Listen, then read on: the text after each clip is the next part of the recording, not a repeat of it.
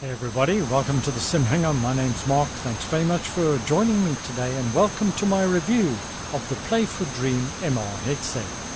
And you know, whenever there's a new MR or new VR headset out in the market, you always wonder, is this the one?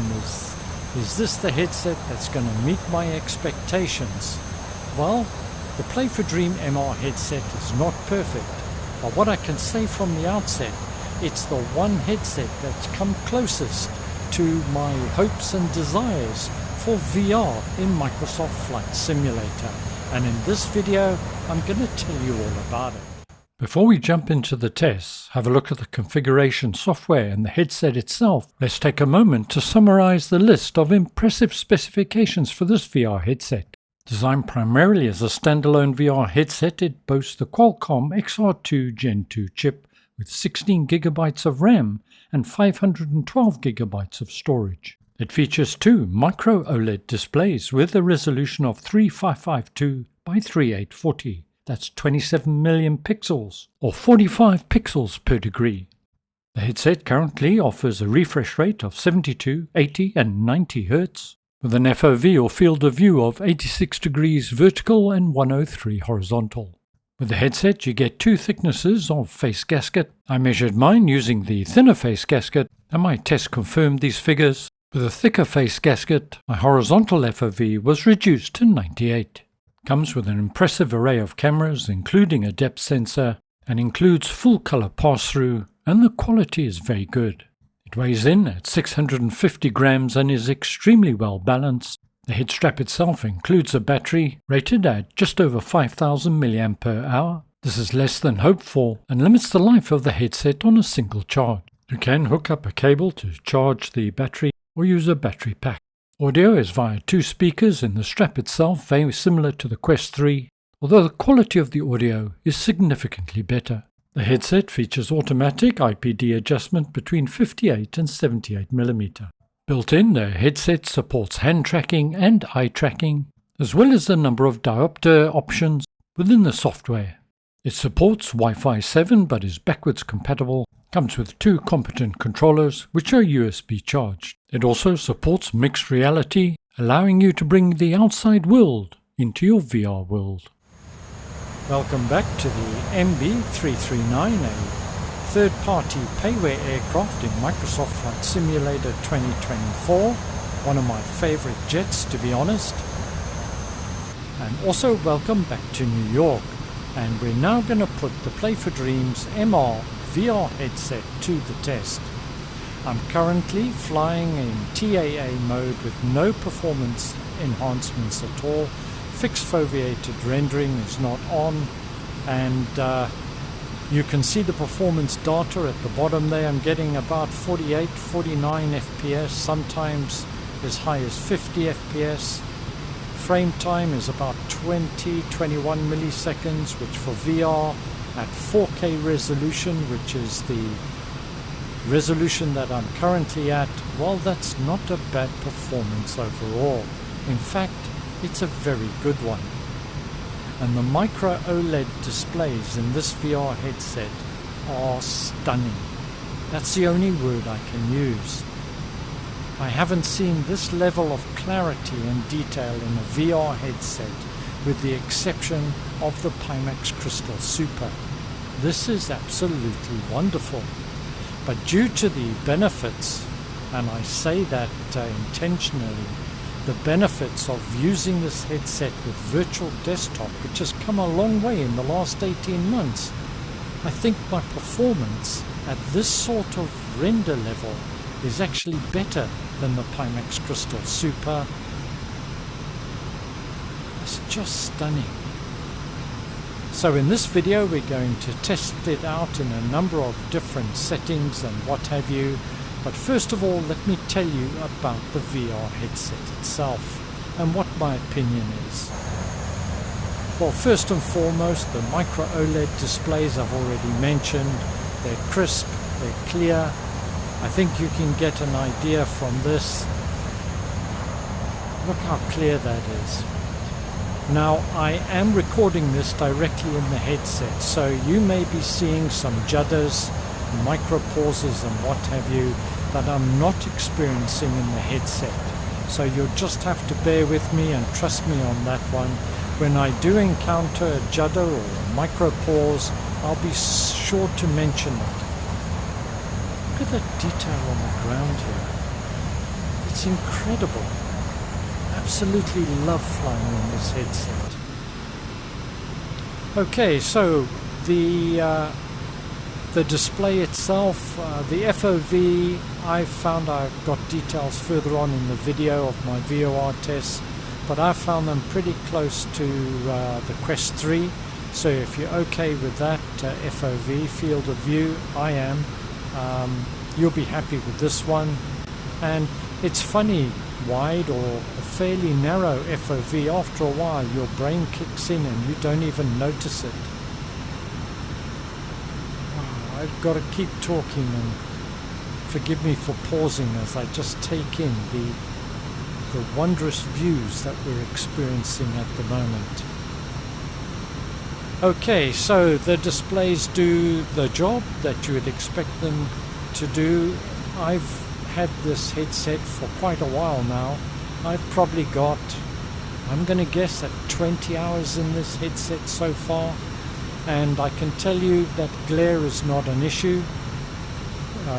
Chromatic aberration, providing you set the setting in the software, which again we'll have a look at in the future, is also not an issue.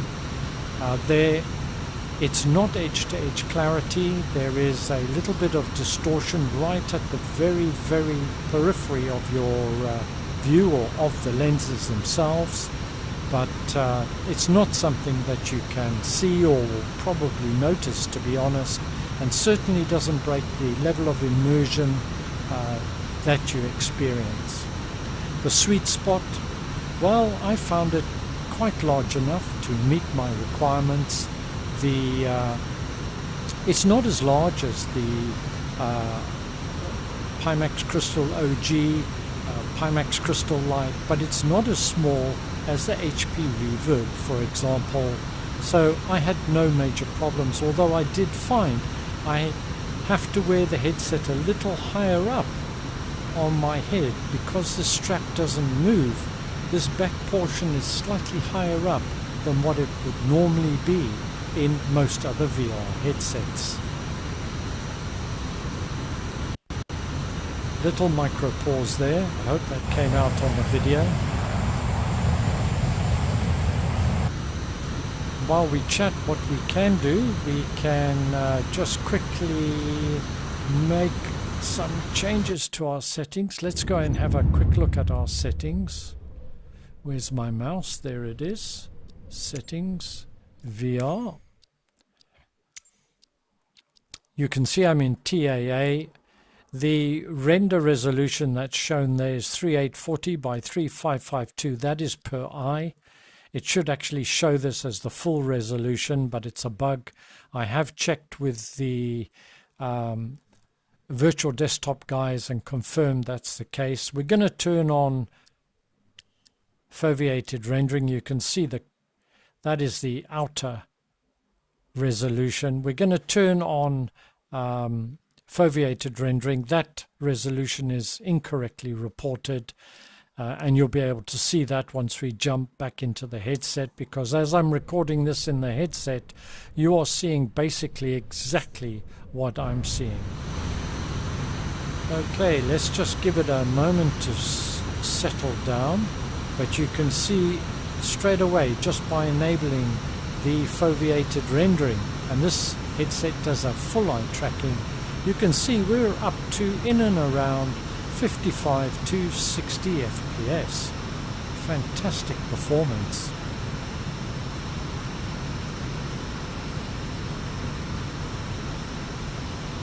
The sound in the headset is pretty good. It uses the same type of sound dispersal that the Quest 3 does, that is slots in the headset. The sound, in my opinion, is considerably better than on the Quest 3. It certainly seems louder and more immersive.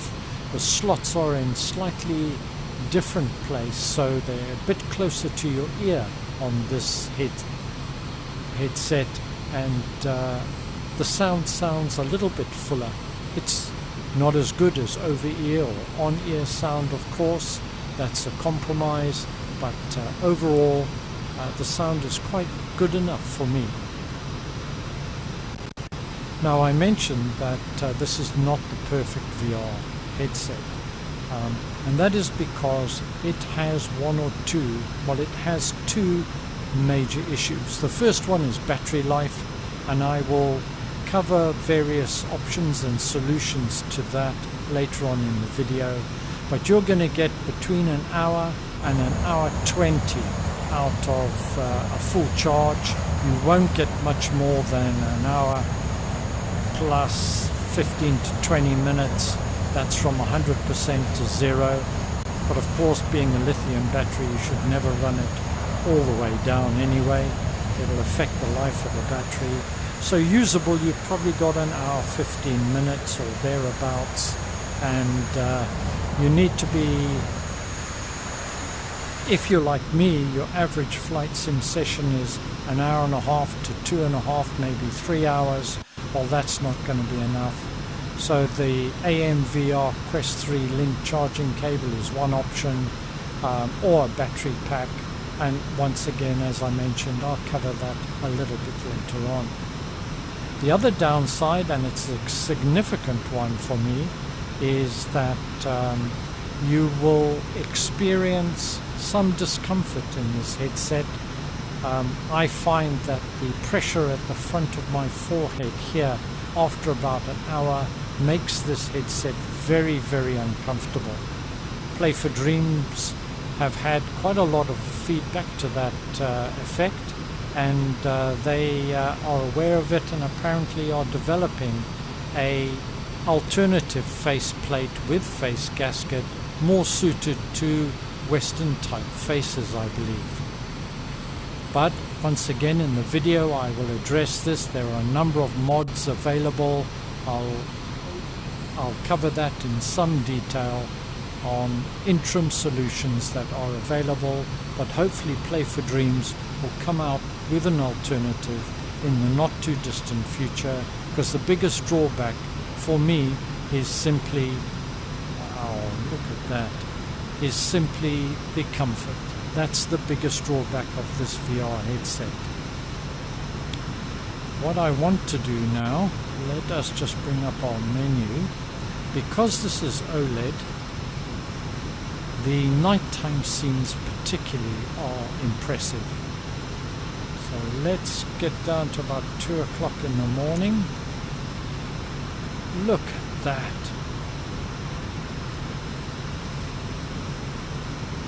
Wow. Okay, I am impressed. Oh, micro pause there. Bit of a judder too. That is absolutely stunning. Again, if you are seeing some judder and hesitation, it's because I'm recording directly within the headset. But this is just an amazing view.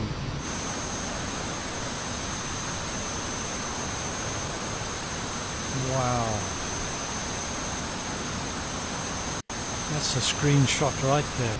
Okay, let's get back to daylight. And we'll try some other settings. Now, of course, we've enhanced performance with fixed foveated rendering, but we can go one step further if we want to, and let's do that. Let's go to settings, VR. Now we can go, of course, to DLSS, and DLSS has improved considerably more recently, particularly if you're using DLSS Swapper, so you're getting the latest. Let's resume. Give it a minute or two to settle down. Fixed foveated rendering is still on, or I should say foveated rendering is still on. I've probably, by going to quality, got about a 10% uplift in performance.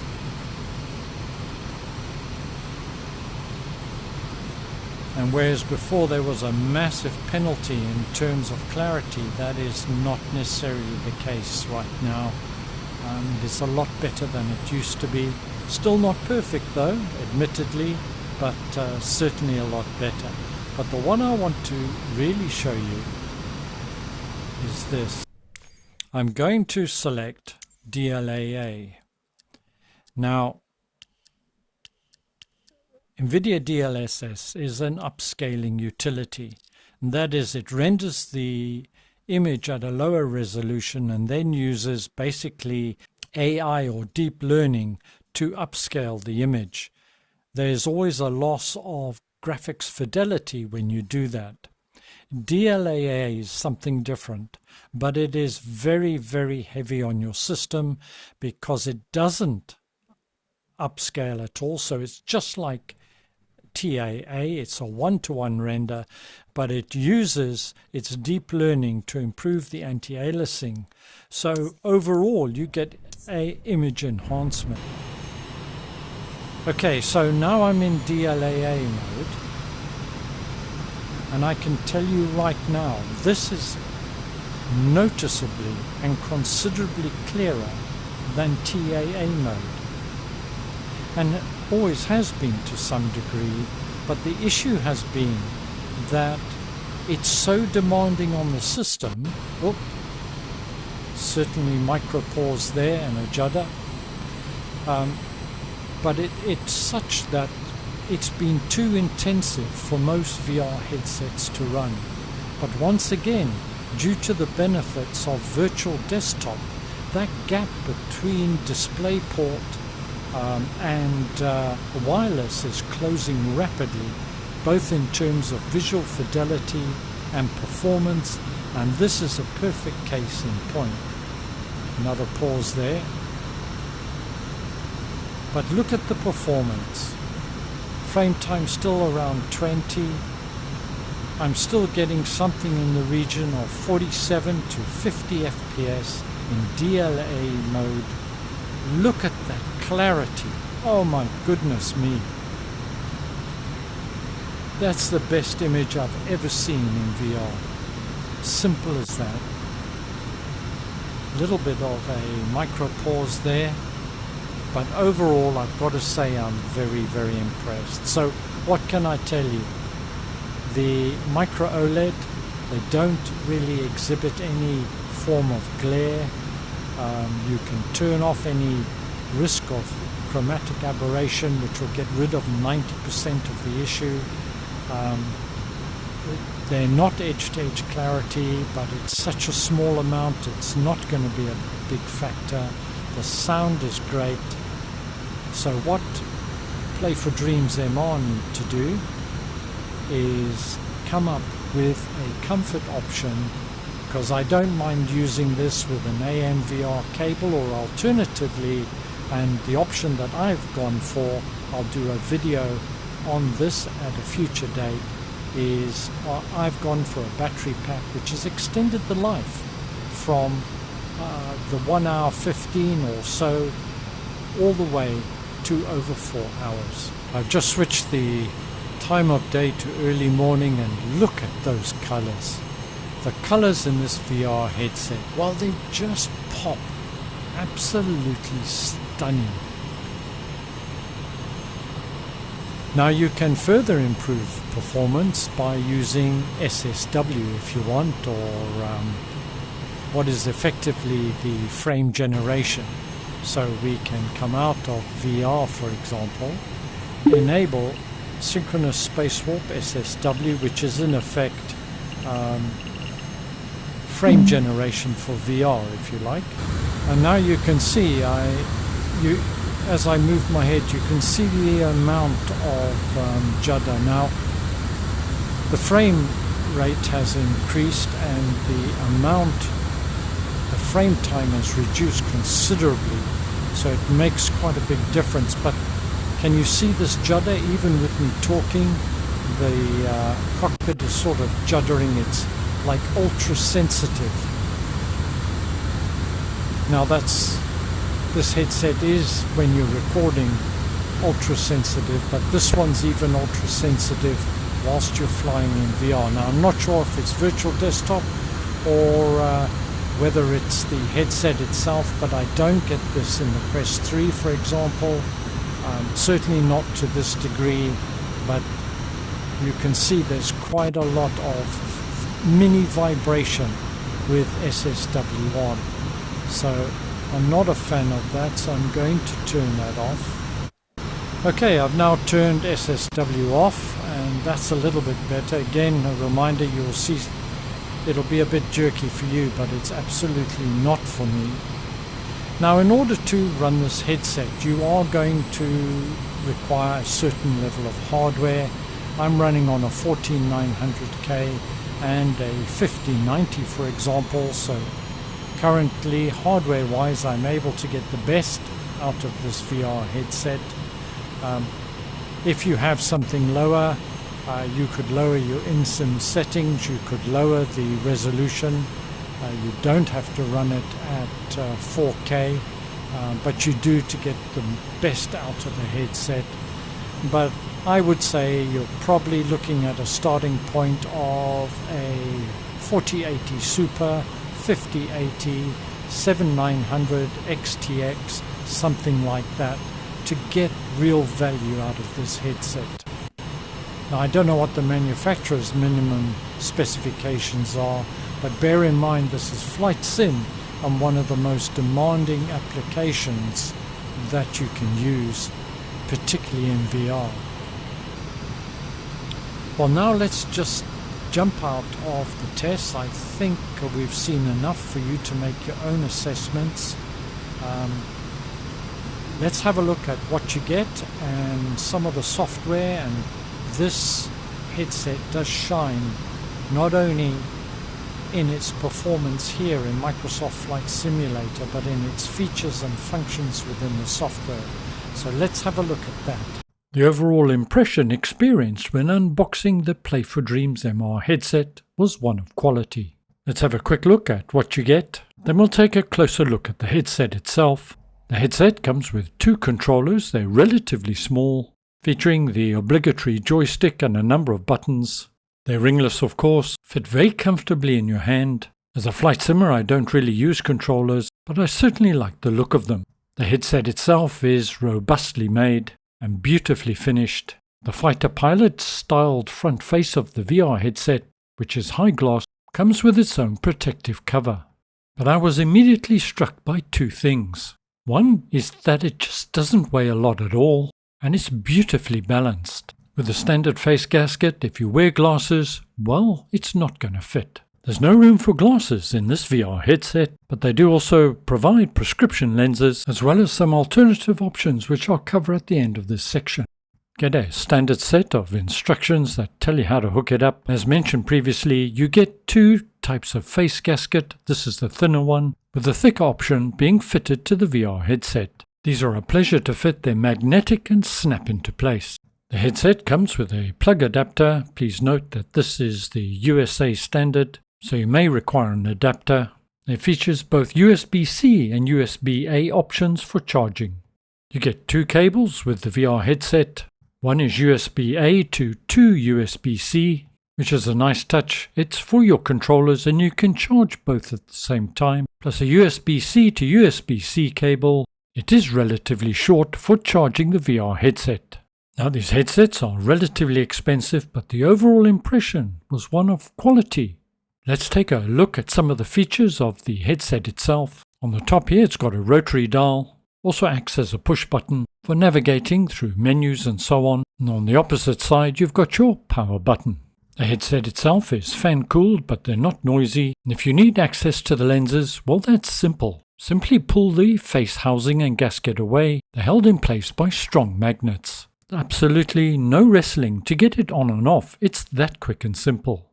Surprisingly, you can't move the actual headband itself up and down, but it does have at the back this standard rotary dial for adjusting the tightness on your head. Charging is via USB, and the speakers are positioned just above that. It's clear in the initial design process was to keep it simple. I'm sure there'll be other producers producing prescription lenses for this headset in the future, but it's also available directly from Play for Dream MR. I have a set of them. I'm using them on a daily basis. They got the prescription dead right, and I really like the way that they fit. And as my tests prove, they don't impact on your FOV. The lens on the right has the lens attached. The lens on the left doesn't. Here's the magnetic lens that's available from Play for Dream. They're clearly labeled magnetic and they snap into place. The cost of these lenses was $99 and I consider it money well spent. From time of placing order to delivery was 10 to 12 days. I also mentioned earlier there are some other options available if you want to wear glasses whilst using this VR headset.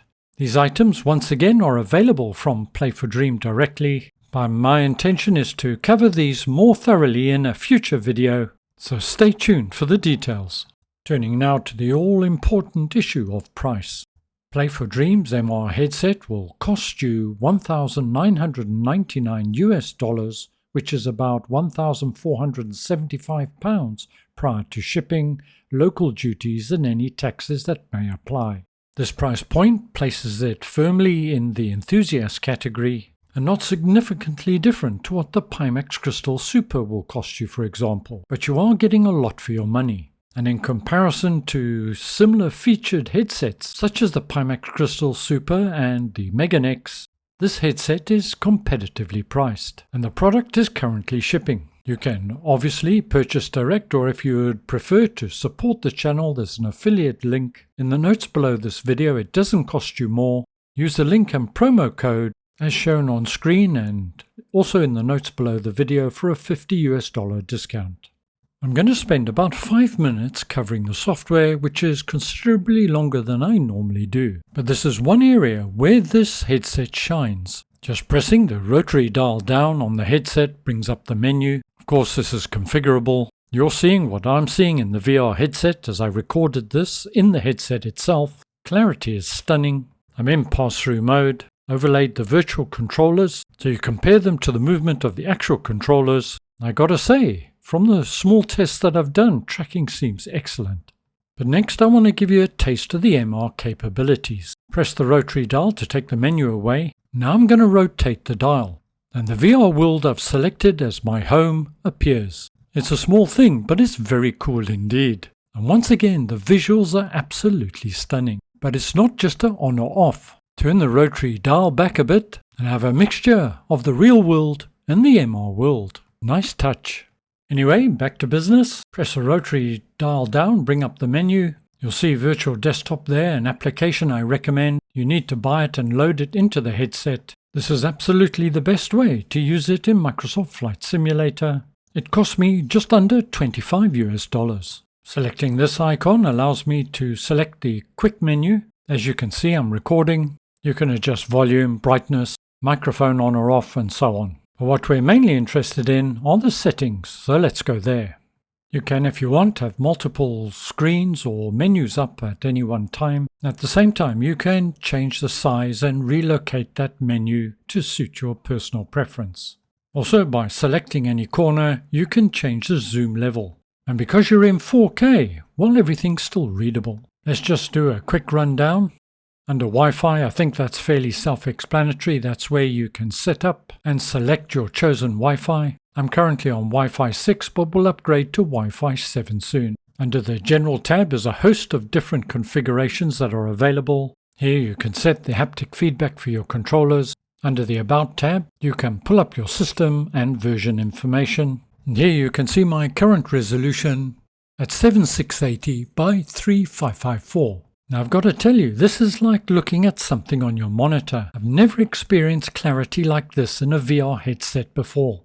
Anyway, let's move on, and now on to the Interaction tab. Here you can calibrate your hand and eye tracking, measure and reset your IPD, turn on or off hand tracking. I've got it off. Unlike the headset, the charge in the controllers seems to last forever. At any time you can close any page that's currently on display by selecting this icon. Let's move on to the Awareness tab. System tracking, make sure that that is on. You can also select the size of your boundary. As I'm predominantly static, I like to make it large. But of course you can vary it to suit yourself. Moving on now, the next one on the list is Display. But I think you can see how logically and easily things are laid out. pretty easy to find your way around. Under Display Basic Options, you can change contrast, color saturation, and so on. You can also select the quality of the pass-through being used. I've got low latency, but you can improve the image further, but it does have an impact on latency overall.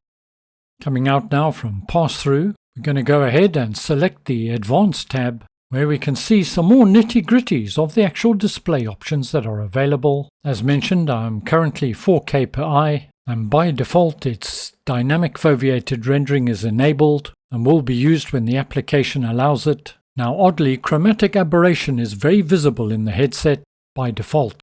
Turn this on and to all intents and purposes it's completely gone. Make sure you switch this on. It should be on by default in my opinion. We're done here, but there are a number of diopter settings available. Under apps you can gain information on the applications installed as well as configure your main menu. Under personalization, for the quick menu you can establish shortcut keys or buttons to suit yourself. Under the environment tab you can select your VR home. Here I've just changed it to Art Hall. And the image in the headset looks a whole lot better than what you're seeing. But not only is the resolution impressive, but the ease of use. And finally under the lab setting, this is where you can set your headset refresh rate to 72, 80 or 90 Hz. For all my tests today I'm using 80 Hz. It's a relatively simple set of menus that is intuitive to use. As I've already mentioned, this VR headset for me is almost perfect. But the usable battery life of around about an hour is too short for my average flight sim sessions, which tend to be anything from 1.5 to 2.5 hours long. And of course, secondly, the comfort factor, which for me is an important one. For me, the default faceplate and gasket are just too uncomfortable for sessions extending beyond an hour or so. To tackle the battery issue, you've got two options, and I've used both very successfully. The first is you can use the AMVR link and charging cable. You can find out more details of that in this video. I'll leave a link in the notes below. Or you can, as I have done, purchase a battery pack. This particular one is 25,000 milliamp hours, extending the runtime to well over 4 hours.